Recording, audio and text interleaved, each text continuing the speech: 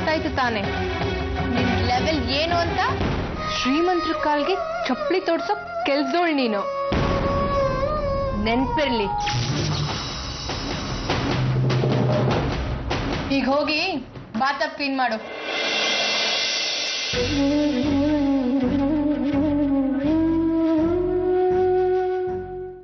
ಸ್ವಾಮಿ, ನಾನ್ ಮಾಡೋ ಇಡ್ಲಿ ವಡೆ ಕೇಸರಿ ಬಾತು ಎಲ್ಲ ಕ್ಯಾನ್ಸಲ್ ಆಗಿ ಅದೇನು ಪಿಜ್ಜಾ ಬರ್ಗರು ನೂಡಲ್ಸ್ ಮಾಡ್ಬೇಕು ಅಂತ ಅಪ್ಲೈ ಮಾಡಿದ್ದಾರೆ.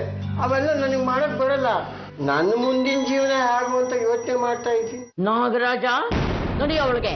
ಸರಿ ಅಮ್ಮವ್ರೆ.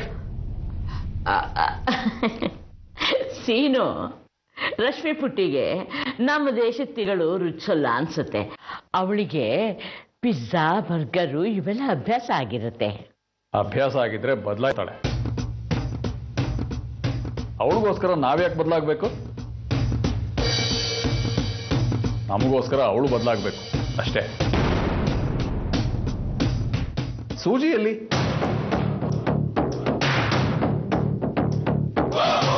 ಸೂಜಿ,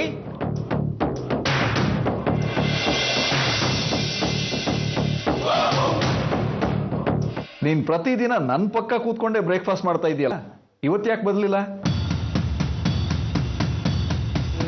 ದೇವಸ್ಥಾನದಲ್ಲಿ ಒಂದು ಹರಕೆ ಇತ್ತು, ಅದು ತೀರೋವರೆಗೂ ತಿನ್ನೋ ಹಾಗಿಲ್ಲ. ನೀನ್ ನಿನಗೋಸ್ಕರ ಯಾವತ್ತೂ ಏನು ಕೇಳ್ಕೊಂಡೋಳಲ್ಲ.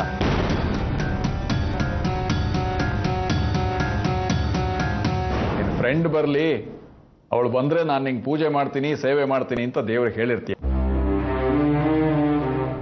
ಆ ದೇವರು ಒಳ್ಳೆಯವರಿಗೆ ಯಾವತ್ತೂ ಒಳ್ಳೇದೇ ಮಾಡ್ತಾನೆ. ನಡಿ, ನಾನು ಹೋಗುವಾಗ ನಿನ್ನ ದೇವಸ್ಥಾನಕ್ಕೆ ಡ್ರಾಪ್ ಮಾಡ್ಬಿಟ್ಟು ಹೋಗ್ತೀನಿ. ಬೇಡ ಸರ್.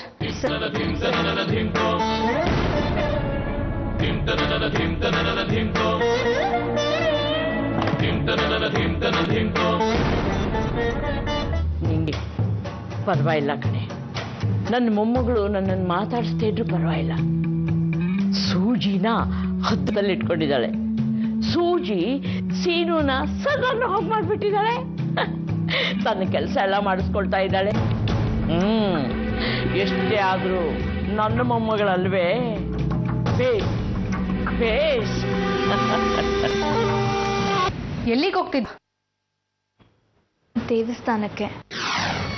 ನನಗೆ ಹೇಳಿದ್ಯಾ? ಕೆಲಸ ಎಲ್ಲ ಮುಗೀತು ಅಂತ ನಾನೇನಾದ್ರೂ ನಿಂಗೆ ಹೇಳಿದ್ನಾ?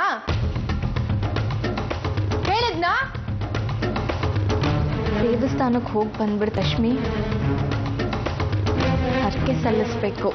ಆ ದೇವ್ರು ಅನ್ನೋನು ಎಲ್ಲ ಕಡೆ ಇದಂತಾನೆ. ಏನು ದೇವಸ್ಥಾನಕ್ಕೆ ಹೋಗ್ಬೇಕಾ ಹರಕೆಗೆ? ಬಾರನ್ಸುತ್ತೆ.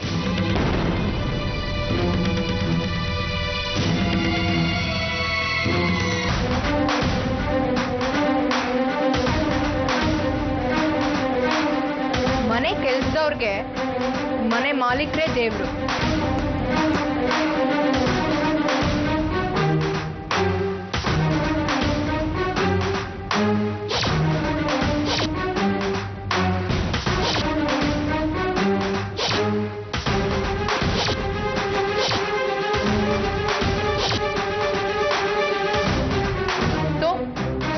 ನಾನ್ ನಿನ್ ದೇವ್ರು.